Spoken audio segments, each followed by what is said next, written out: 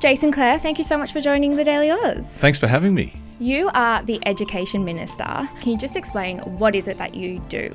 Well, I feel so privileged. This is the best job in the world. I'm responsible for everything from our higher education system to our school education system right through to our early education system. I really do believe that education is the most powerful cause for good.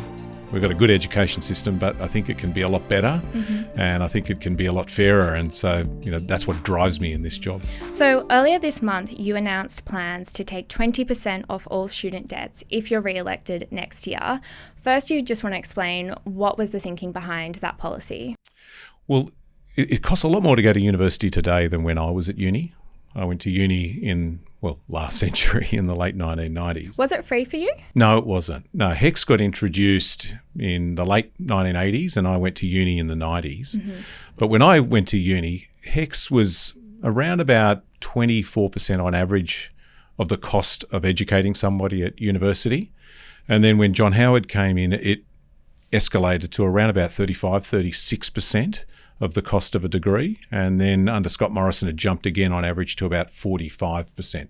So it's more expensive to go to university than it was when HECS started, and wiping 20% of HECS debt fixes that for a generation of Australians, for about 3 million Australians who've got a debt today. If you've got an average debt today, which is about 27 grand, it'll cut that debt by about $5,500. So it's a significant amount of money. It will only happen, though, if you are re-elected next year. Why not introduce the bill before then? And it's absolutely right that it's part of a second-term agenda as Albo sets out what we want to do if we're privileged enough to win the next election. And it does take time to pass legislation like this. I've got 6 bills that are in the Parliament that are going to get voted on in the next 2 weeks. One of those is also about HECS. We're fixing what happened last year where HECS debts went up by about 7% when inflation jumped. If you've got, say, an average debt of that 27 grand, that'll cut it by another $1,200. But that bill's been in the Parliament for about 6 months. So it takes time to make these changes. So we know that people who go to university have higher earnings over their lifetimes than those who don't.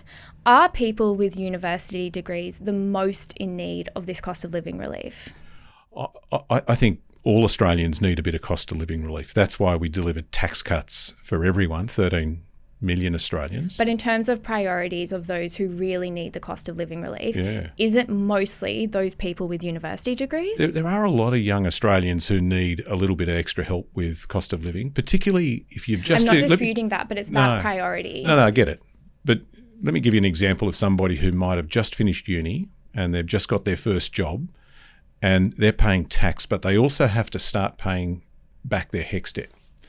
And at the moment, you have to start paying that back once you earn $54,000. So that's extra on top of what other people would have to pay. One of the other changes that we said we'll make, apart from cutting your debt by 20%, is also lifting the amount that you have to earn before you start paying it back from 54 grand to 67 grand. And that's designed to be a bit of cost of living relief for people who are just out of home, got their first job, paying the rent, paying the bills, and do need a little bit of extra help. Whilst we're talking about universities, I want to look at international student caps. So the government plans to cap international student enrolments to 270,000 per year. Again, I just want to first understand what is the thinking behind that bill? Yeah, and important to note maybe at the start, it's not enrolments but commencements. So it'll be 270,000 international students that can start a course next year. The thinking behind it, I guess, is twofold. The bill is designed to fix some integrity problems in the system at the moment. After COVID, I guess during COVID, international students were told to go home, and they did. And then once the borders were opened up, students came back in bigger numbers than we ever expected. And so did some of the crooks that feed off a multi-billion-dollar industry. So we've had students come here to do a university degree. They get approached by somebody at a railway station offering a free iPad and a cheaper course. They switch from a uni degree to another course that doesn't cost very much, and they end up not doing the course at all. And They use the system as a backdoor to work here. So this is to limit migration. What we've said is we want to reduce overall migration. And can you just explain why that is needed? Well, I think part of it is making sure that we've got a sustainable level of migration as a country. We want to get total migration numbers back to what they were before the pandemic. And part of that is getting international student numbers that come to Australia every year back to that pre-pandemic level as well. We are a country that's built by migration. My community in Western Sydney is a classic example of it. I think one of the reasons that we are such an incredible country is we're made up of people from all around the world. International students are really important for this country. They don't just make money for universities, they make money for our entire economy. And they do more than just make money. They make us friends, because when somebody comes here and they study and they fall in love with Australia, they take that love for us back home as well. This is about trying to make sure that the system is sustainable in the longer term. For some of those universities, it will result in a significant loss of income, and it's understood that a lot of people will lose their jobs because of it. Is there a plan for that transition period? There's a funding model for our universities that exists at the moment. That continues into next year in terms of the guaranteed funding for all of our universities. But there's extra funding that will be built into our universities as part of this Accord reform agenda from the end of 2025 onwards.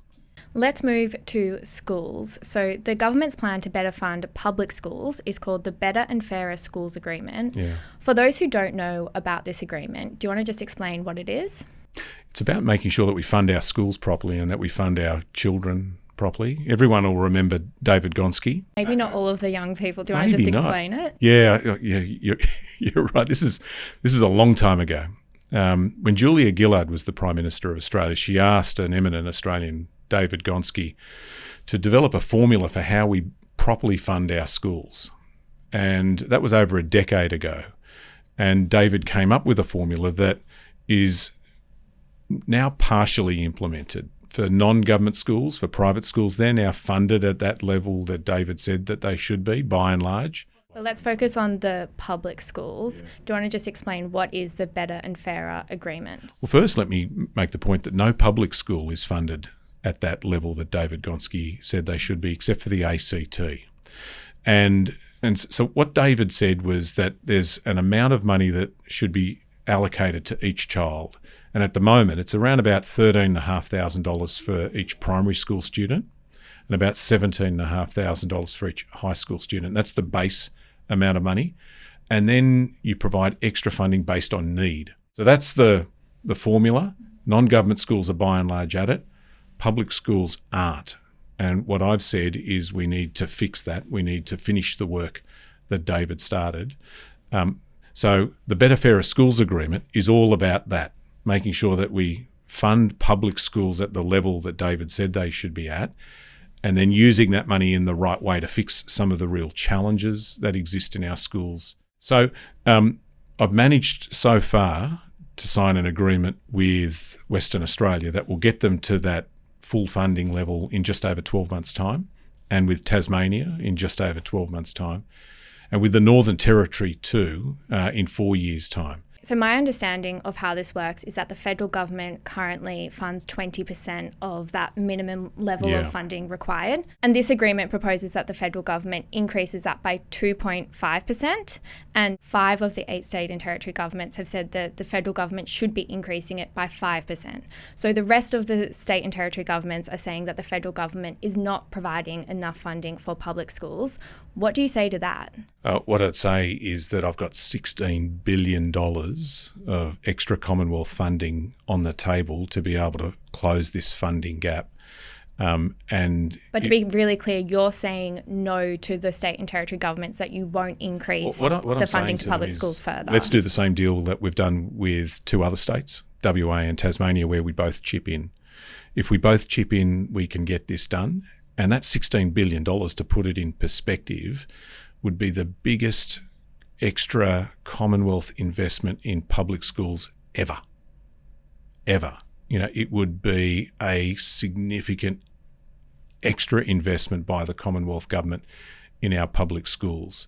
What I'm saying to the the other states is if WA can chip in and if Tasmania can chip in and if the Northern Territory can chip in extra funding too, then you can too. And if we chip all of our money in here, we can fix the funding of our public schools. With the 5 state and territory governments that have not agreed to this proposal, what happens if you don't reach an agreement? Do they miss out on that 2.5% increase? If we don't reach agreement by the end of this year, what we do is we roll over their existing funding. So they'll miss out on the 2.5% of extra funding for public schools? Not necessarily. They could sign a deal today and get that extra funding done. If they don't, what we do need to do is sign an agreement to roll over the current 20%. In your first speech to Parliament, I think it was in 2007, that you said, let us be the government that again invests in public education. Do you think that you've done that? I think with the deals that I'm doing, I am. I want to be the minister that finishes the work that David Gonski started.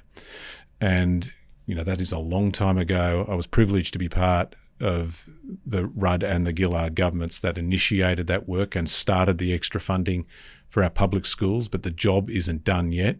And I've got $16 billion to do the same deal right across the country. Let's move to single-sex education. Time after time, we have seen allegations of misconduct, sometimes really serious ones, emerge from all-male schools and colleges. They are mostly private institutions. But is there any role that your government can play in changing the culture? Yeah, there is.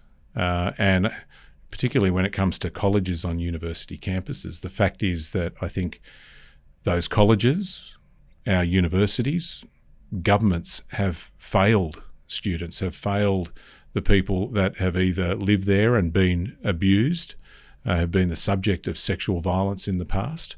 And there is more that we can do and must do. I brought together the state education ministers and they've agreed to establish a national student ombudsman. It's something that organisations like End Rape on Campus and Stop and Fair Agenda have been calling for the best part of a decade, and change is now coming. I want to move to last topic, teachers.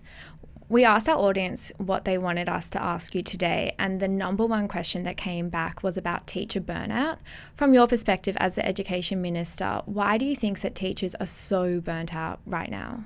There's a bunch of reasons. If you ask teachers, some will tell you it's about paperwork, it's about administration, it's about having time to teach and all of the other things that come with being a teacher. Some will tell you that it's about pay as well. And the good news here in New South Wales is the recent agreement that means the starting teachers now earning, I think, or will earn close to $100,000.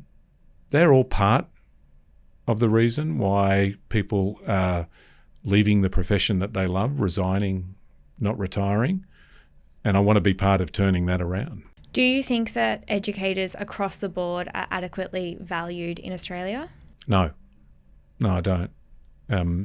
If you survey teachers in Australia and ask them, do you feel like you're valued by other Australians, you'll find that only about 1 in 3 teachers say that they do, that they really feel like they're valued and respected. And that helps in part to explain why not enough people are signing up to want to be a teacher and why a lot of people are leaving. I think teachers listening would think, if you don't think that they're adequately valued and you can't change it as the Education Minister, then who can change it? I think this is a job for all of us. But you're the leader of the education sector. Yeah. I've got a microphone to help talk about how important our teachers are and to back that with the sort of money that I talked about a moment ago. We ran a big campaign last year called Be That Teacher, which was designed to shine a light on the importance of teachers right across the country. I said that only 1 in 3 teachers feel like they're valued and appreciated by the community. The same survey in a place like Singapore finds that about 70% of teachers feel like they're valued, and there's a line out the door in Singapore to become a school teacher. So something as fundamental and basic and important as respect has a massive impact on whether people want to be a teacher and whether they stay. Jason Clare, thank you so much for joining The Daily Yaus. Thanks for having me.